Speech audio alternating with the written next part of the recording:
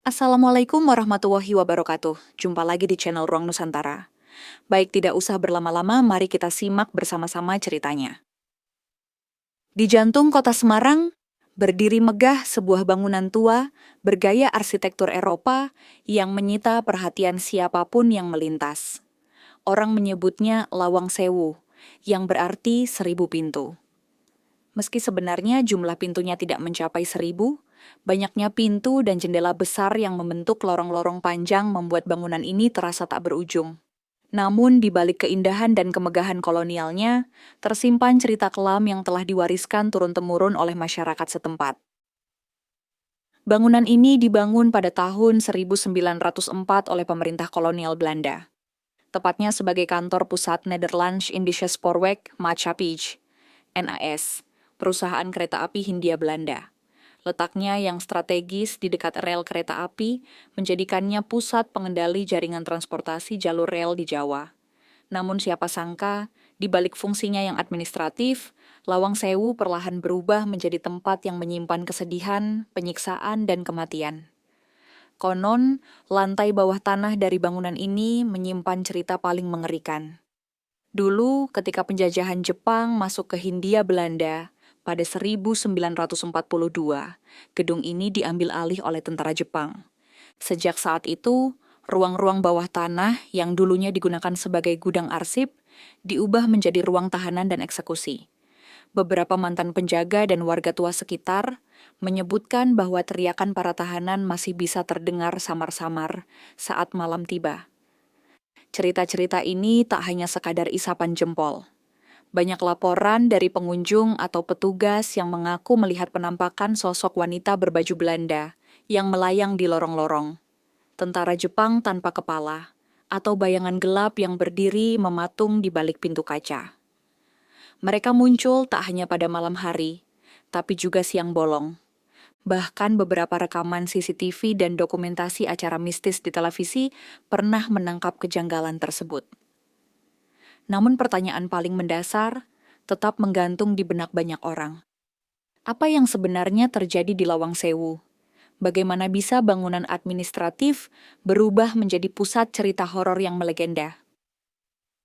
Untuk memahami akar legenda ini, kita harus kembali ke masa ketika bangunan ini belum berdiri. Ke masa ketika tanah itu sendiri sudah membawa luka dan kutukan yang tak banyak diketahui orang. Sebelum Lawang Sewu berdiri kokoh di atas tanah itu, kawasan tersebut adalah bagian dari daerah yang disebut oleh penduduk pribumi sebagai Tanah Tunggul. Tanah ini dipercaya sebagai tempat tinggal para penunggu tak kasat mata. Sejak masa kerajaan Mataram kuno, lokasi tersebut sudah dikenal angker dan jarang disentuh oleh masyarakat. Dikisahkan tempat itu dulunya adalah lahan persembahan untuk para leluhur, tempat dibakarnya sesaji, dan tempat dibuangnya sisa-sisa upacara pemanggilan arwah. Cerita turun-temurun menyebut bahwa tanah itu pernah menjadi tempat eksekusi hukuman mati kerajaan. Para pengkhianat, penyihir, dan orang-orang yang dianggap melanggar aturan keraton dijatuhi hukuman di sana. Dalam banyak versi, darah yang tertumpah di atas tanah itu konon tak pernah benar-benar mengering. Banyak warga yang mengaku melihat kilatan cahaya aneh atau mendengar teriakan di tengah malam, jauh sebelum Belanda datang. Ketika pemerintah kolonial memutuskan membangun kantor NAS di tempat itu, sebagian tokoh lokal memberi peringatan. Tanah itu bukan untuk manusia biasa, tapi seperti kebanyakan kekuatan kolonial yang mengabaikan kearifan lokal, mereka tetap memaksakan pembangunan. Batu-batu pertama mulai ditancapkan pada awal 1900-an. Dan tanpa upacara adat atau pembersihan spiritual, pembangunan berjalan dengan cepat. Dan dari sanalah kejadian-kejadian janggal mulai bermunculan. Seorang mandor bangunan tiba-tiba jatuh dari lantai 2 tanpa sebab. Beberapa tukang bangunan mendadak kerasukan dan berteriak dalam bahasa Jawa kuno, mengaku sebagai arwah penghuni lama tanah itu. Bahkan seorang arsitek Belanda menghilang selama 3 hari dan ditemukan linglung di pelabuhan tanpa mengingat apapun. Namun pembangunan tetap diselesaikan. Pada tahun 1907, gedung megah yang disebut Lawang Sewu akhirnya berdiri. Meski terlihat megah dari luar, suasana dalam gedung kerap terasa dingin dan menekan, seolah ada mata tak terlihat yang mengawasi setiap langkah. Para pekerja mulai merasakan hal-hal ganjil, pintu yang terbuka sendiri, bayangan yang melintas, dan bisikan-bisikan yang datang dari dinding. Tapi semua itu belum seberapa dibandingkan masa kelam yang akan datang, ketika Jepang datang membawa perang dan penderitaan. Tahun 1942 menjadi babak baru yang lebih kelam bagi Lawang Sewu. Jepang berhasil merebut Hindia Belanda, dan gedung megah itu pun diambil alih oleh tentara kekaisaran. Fungsi administratifnya berubah total. Bagian-bagian tertentu dari gedung dijadikan markas militer dan pusat intelijen. Sementara ruang bawah tanahnya, yang dulu hanya digunakan untuk arsip dan penyimpanan, beralih fungsi menjadi ruang tahanan dan penyiksaan. Disinilah mimpi buruk itu dimulai. Para tawanan, baik warga pribumi yang dituduh sebagai pemberontak maupun serdadu Belanda yang tertangkap, dijebloskan ke ruang-ruang sempit bawah tanah. Ruangan-ruangan itu gelap, lembab, dan tak jarang dipenuhi air setinggi betis. Mereka dirantai, ditelanjangi, dan dijemur dalam kondisi menyedihkan selama berhari-hari. Banyak yang tak pernah keluar lagi dengan tubuh utuh. Cerita paling menyeramkan datang dari salah satu ruang yang disebut sumur maut. Disinilah para tahanan yang tak berguna lagi akan dijatuhkan hidup-hidup ke dalam lubang gelap tanpa dasar. Ada yang mengatakan, lubang itu tidak hanya menyimpan mayat, tapi juga amarah dan penderitaan yang belum selesai. Setiap malam, petugas Jepang yang berjaga di sana mengaku mendengar suara rintihan, tangisan, bahkan jeritan nama dalam berbagai bahasa.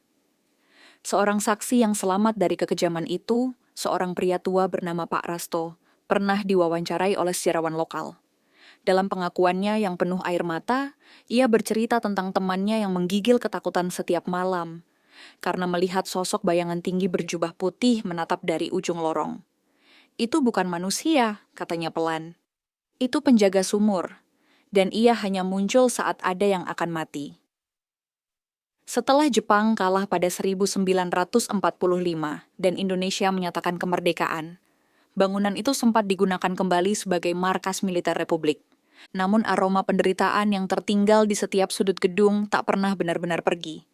Banyak tentara Republik yang menolak berjaga malam di ruang bawah tanah. Mereka bilang, kami mungkin menang perang, tapi kami tak bisa mengusir arwah yang sudah duluan menunggu di sana. Sejak saat itulah, Lawang Sewu bukan hanya menjadi bangunan tua peninggalan Belanda. Ia telah berubah menjadi simbol bisu dari horor masa lalu yang tak selesai. Dan legenda-legenda mulai bermunculan, satu persatu. Setelah perang usai dan bangsa Indonesia mulai menata kemerdekaan, Lawang Sewu berdiri seperti raksasa bisu yang menyimpan rahasia. Meski tidak lagi digunakan secara aktif, bangunan itu tidak pernah benar-benar kosong. Para penduduk sekitar mulai menceritakan pengalaman-pengalaman aneh, bahkan menakutkan, yang mereka alami di sekitar bangunan tersebut. Salah satu kisah paling melegenda adalah tentang penampakan tentara Jepang tanpa kepala. Sosok ini kerap muncul di lorong bawah tanah atau di depan pintu utama. Konon, arwah ini adalah salah satu perwira Jepang yang dipenggal oleh pasukannya sendiri karena membocorkan informasi kepada musuh. Arwahnya diyakini tidak pernah tenang, karena tubuhnya terkubur di lokasi yang tidak semestinya. Sementara kepalanya hilang entah kemana. Beberapa pengunjung yang mencoba uji nyali di malam hari mengaku mendengar langkah-langkah berat dan suara rantai yang diseret di lantai. Namun ketika mereka menoleh, lorong itu kosong. Bahkan ada yang melihat bayangan tentara lengkap dengan seragam Jepang berdiri diam, tanpa kepala, sebelum menghilang ke dalam dinding. Yang lebih aneh, setiap tahun pada tanggal tertentu yang tidak diumumkan secara resmi, masyarakat sekitar mengatakan ada ritual diam-diam yang dilakukan oleh orang-orang tak dikenal.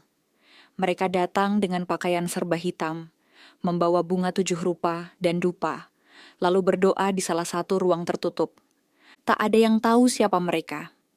Tapi menurut tetua kampung, mereka adalah keturunan dari orang-orang yang pernah membuat perjanjian gaib dengan penunggu gedung itu.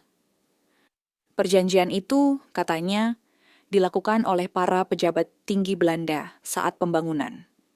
Demi kelancaran proyek, mereka memberikan sesajen dan bahkan tumbal manusia secara diam-diam.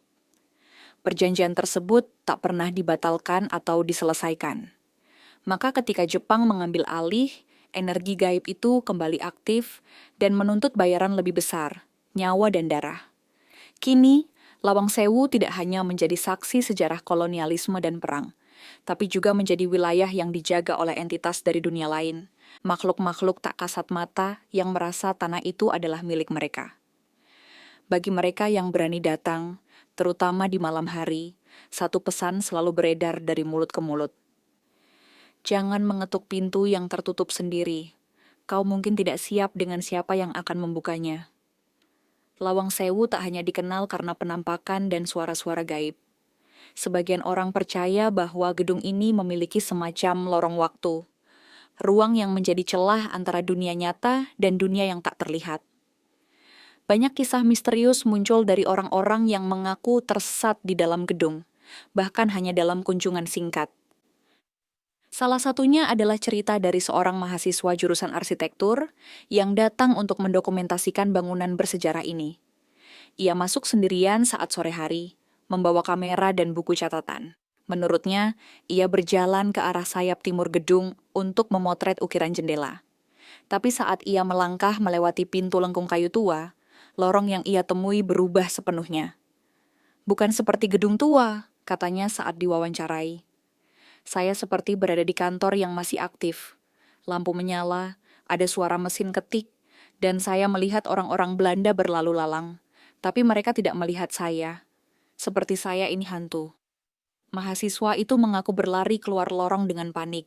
Saat ia kembali ke halaman depan, hari sudah malam. Padahal menurut jam tangannya, ia baru masuk sekitar pukul 5 sore. Ia kehilangan waktu lebih dari 2 jam. Cerita seperti ini bukan satu atau dua saja. Pemandu wisata lokal kadang mendapat laporan dari pengunjung yang merasa bingung dan ketakutan karena bertemu seseorang di dalam yang tidak ada di daftar tur, atau mendadak berada di lorong yang tak dikenal, padahal sudah sering ke sana. Mereka percaya bahwa ada jalur-jalur tersembunyi di dalam bangunan ini, semacam portal gaib yang hanya terbuka saat energi tertentu aktif, entah karena emosi pengunjung atau karena makhluk tak kasat mata sedang ingin berinteraksi. Bahkan beberapa paranormal percaya bahwa arsitektur Lawang Sewu sendiri dirancang sebagai simbol kunci untuk membuka ruang antar dimensi, dengan bentuk jendela melengkung dan lorong berulang yang tak lazim. Gedung ini ibarat labirin waktu dan arwah, tempat di mana sejarah dan mistis berkelindan. Di satu sisi, ia menjadi lambang perjuangan dan kemegahan masa lalu. Tapi di sisi lain, ia juga menyimpan ruang-ruang yang tak seharusnya dibuka oleh manusia biasa. Dan dari sinilah, legenda tentang orang-orang yang masuk dan tak pernah keluar mulai dikenal. Cerita tentang orang yang masuk ke Lawang Sewu dan tak pernah keluar bukan hanya dongeng pengantar tidur. Beberapa kejadian nyata yang tercatat membangkitkan ketakutan sekaligus rasa penasaran. Salah satu kisah paling dikenal berasal dari tahun 1970-an, saat sekelompok remaja SMA nekat melakukan permainan uji nyali di malam hari. 5 orang remaja masuk ke gedung itu sekitar pukul 10 malam, menyelinap melewati pagar besi tua. Mereka membawa lilin, kamera, dan semangat petualangan yang penuh tawa. Tujuan mereka sederhana, menginap 1 malam di dalam Lawang Sewu dan membuktikan bahwa semua cerita hantu hanyalah omong kosong. Namun malam itu menjadi malam terakhir bagi salah satu dari mereka. Saat fajar menyingsing, hanya 4 orang yang keluar dari gedung. 1 remaja bernama Tony menghilang tanpa jejak. Polisi dan warga sekitar dikerahkan. Ruangan demi ruangan disisir, hingga ruang bawah tanah dibuka kembali. Tapi tidak ada tanda-tanda Tony. Anehnya, menurut pengakuan teman-temannya, Tony terakhir kali terlihat melangkah ke dalam lorong timur, yang ternyata buntu saat dicek keesokan harinya. Mereka juga mengaku mendengar suara tawa kecil di dalam lorong, suara yang tidak berasal dari kelompok mereka. Salah satu dari mereka bahkan sempat merasa ditarik oleh tangan tak terlihat, tapi berhasil lolos setelah membaca doa dengan panik. Pihak berwenang menyatakan Tony hilang dan tak ditemukan, tapi masyarakat percaya Tony telah menjadi bagian dari Lawang Sewu, tertelan oleh kekuatan tak kasat mata yang menjaga bangunan tersebut. Kejadian serupa terulang dalam berbagai versi. Seorang petugas kebersihan tahun 1998 tiba-tiba ditemukan tak sadarkan diri di ruang bawah tanah dengan tatapan kosong. Tubuhnya menggigil tanpa henti. Ia tak pernah bisa menjelaskan apa yang ia lihat. Hanya satu kalimat yang terus ia ulang saat sadar. Aku tidak sendirian di bawah sana. Mereka menungguku. Kini, setiap kali ada pengunjung yang masuk ke Lawang Sewu, terutama sendirian atau terlalu berani, pemandu wisata selalu memberi peringatan. Kalau kau mendengar suara memanggil namamu, jangan jawab, karena yang memanggil belum tentu manusia. Di salah satu ruang di lantai atas gedung Lawang Sewu, terdapat sebuah cermin antik besar yang telah lama tak digunakan. Cermin itu dulunya merupakan bagian dari ruang tata usaha saat era Belanda. Berbingkai emas kusam, tinggi hampir 2 meter, dan kini diselimuti debu serta noda tua yang tak bisa dibersihkan. Banyak yang menganggap cermin itu hanyalah barang peninggalan biasa. Sampai muncul cerita yang membuatnya ditutup dengan kain putih. Cerita ini berawal dari seorang pengunjung wanita yang tengah mengikuti tur sejarah pada siang hari.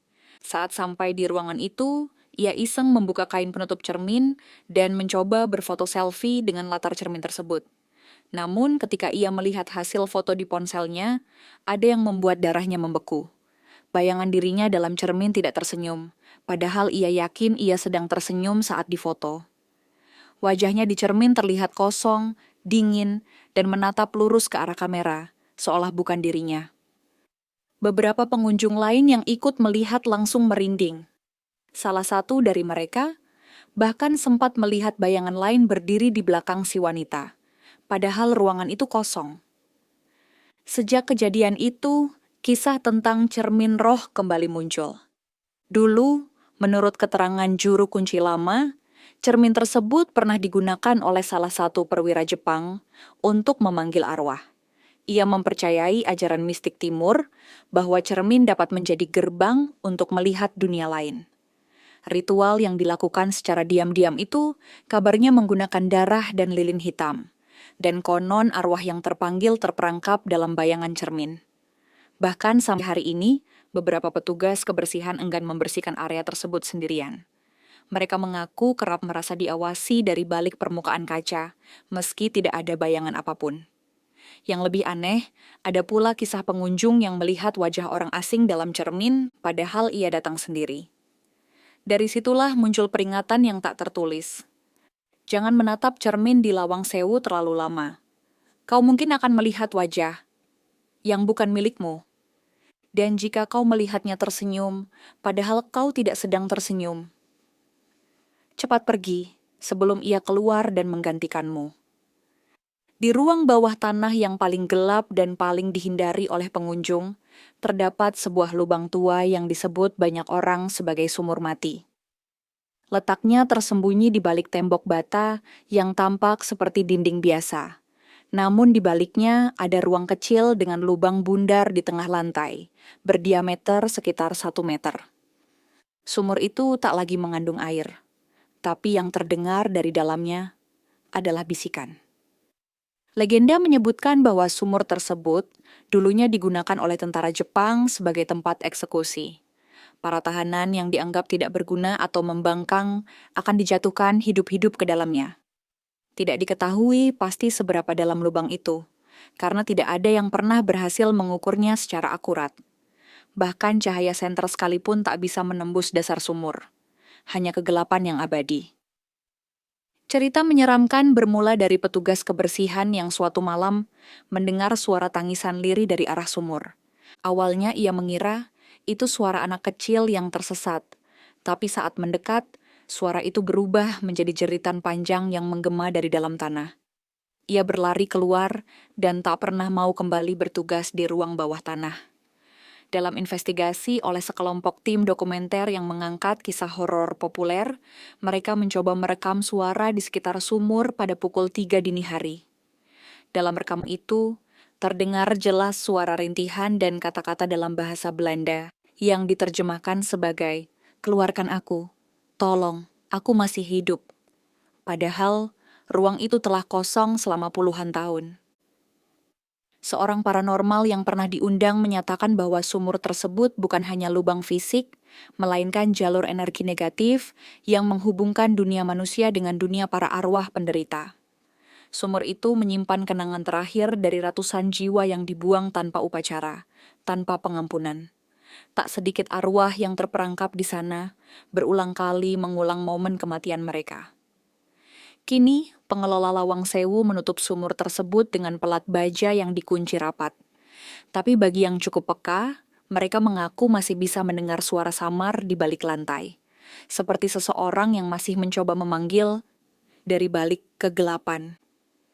Jika kau cukup berani untuk mendekat, ada satu larangan tak tertulis. Jangan pernah menundukkan kepala dan menatap ke dalam sumur terlalu lama. Kau mungkin akan melihat matamu sendiri menatap dari dasar kegelapan. Di antara banyaknya kisah penampakan di Lawang Sewu, salah satu yang paling sering diceritakan oleh pemandu wisata dan penjaga malam adalah tentang sosok perempuan berambut panjang yang menghuni lorong timur lantai 2. Lorong itu terlihat biasa pada siang hari, tapi pada malam tertentu, ia berubah menjadi tempat yang membuat bulu kuduk meremang. Perempuan itu dikenal dengan berbagai nama. Sebagian menyebutnya Nona Belanda. Sebagian lain memanggilnya Mbak Sari. Tapi satu hal yang sama dari semua kisah. Ia berpakaian putih, rambutnya terurai hingga pinggang, dan matanya kosong seperti jurang. Konon, ia adalah seorang juru tulis Belanda yang bunuh diri di dalam gedung tersebut saat masa penjajahan. Dalam catatan tidak resmi, ia diperkosa oleh tentara Jepang saat gedung dikuasai, lalu ditemukan gantung diri dengan ikat pinggang. Mayatnya baru ditemukan beberapa hari kemudian, tergantung di salah satu pilar lorong timur. Sejak saat itu, lorong itu dipercaya menjadi tempat ia tinggal. Banyak pengunjung yang mendadak merasa sakit kepala saat melintas, atau merasakan hawa dingin meski hari panas terik. Beberapa mengaku melihat sosok bayangan berjalan cepat melintasi lorong, padahal tidak ada siapa-siapa. Bahkan dalam rekaman video dokumenter yang beredar di internet, terlihat sekelebat sosok perempuan melayang di ujung lorong, lalu menghilang di balik dinding. Seorang fotografer pernah tanpa sengaja menangkap wajah pucat perempuan tersebut muncul samar di balik jendela kaca. Yang membuat merinding, wajah itu tidak terlihat oleh mata telanjang, hanya muncul di hasil cetakan. Fotografer itu jatuh sakit seminggu penuh setelahnya, dan mengaku bermimpi didatangi perempuan yang mengelus rambutnya sambil menangis tanpa suara.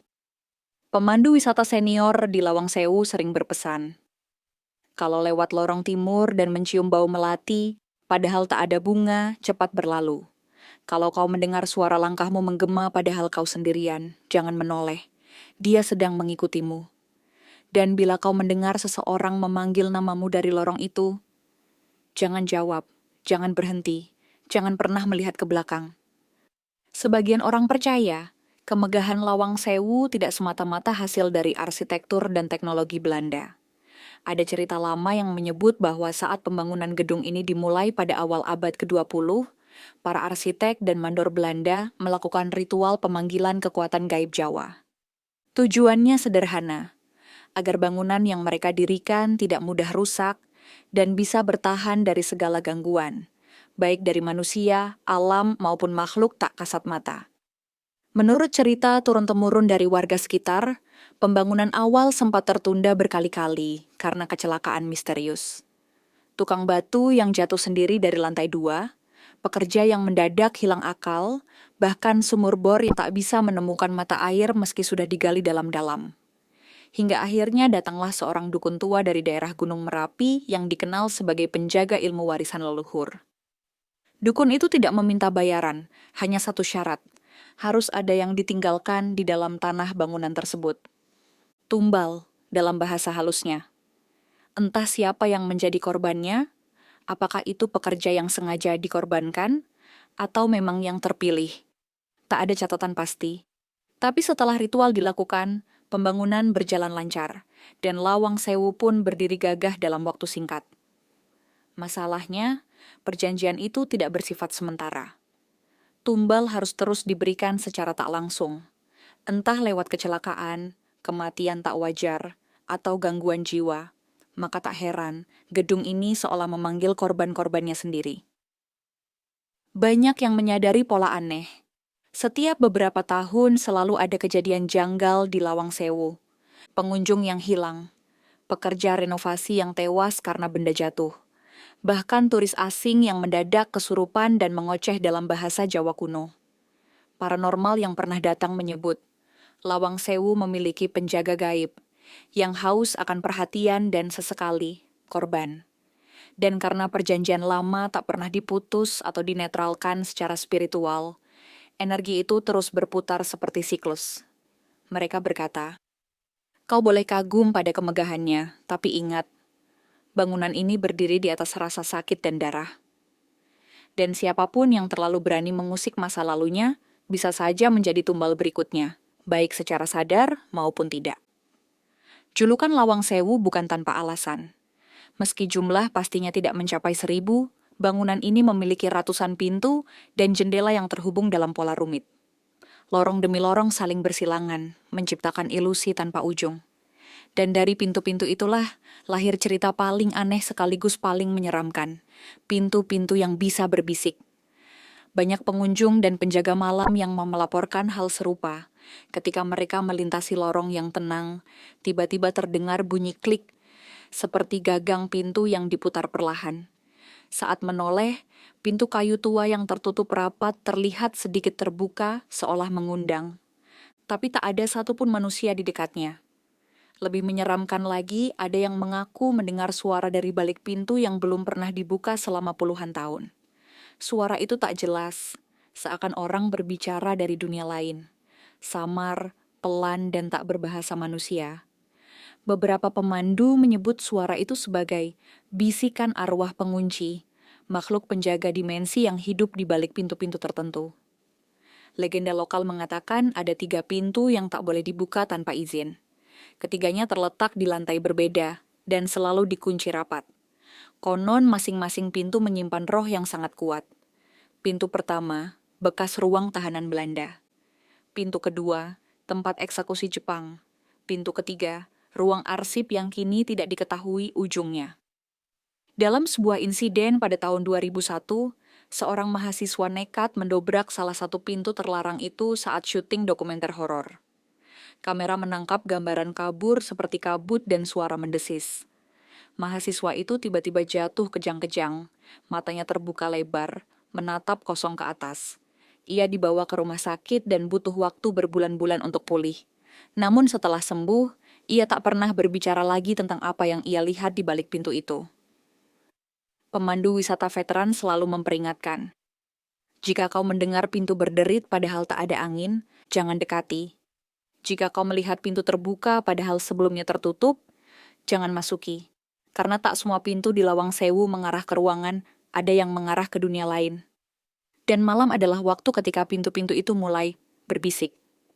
Kini, lebih dari 1 abad sejak pertama kali dibangun, Lawang Sewu berdiri sebagai ikon kota Semarang. Banyak yang datang karena penasaran, banyak pula yang mengagumi keindahan arsitekturnya. Namun di balik kunjungan wisata, di balik sorotan lampu kamera dan tawa para pelancong, bangunan ini tetap menyimpan denyut energi lama, energi yang tidak bisa dijelaskan dengan akal. Beberapa orang menganggap semua kisah itu hanyalah dongeng, cerita rakyat yang dilebih-lebihkan. Namun bagi mereka yang pernah mengalami langsung, Lawang Sewu bukan sekadar bangunan. Ia adalah penyimpan sejarah hidup, bukan hanya sejarah fisik, tapi juga sejarah gaib, jejak luka yang ditinggalkan manusia dan tak pernah sempat ditebus.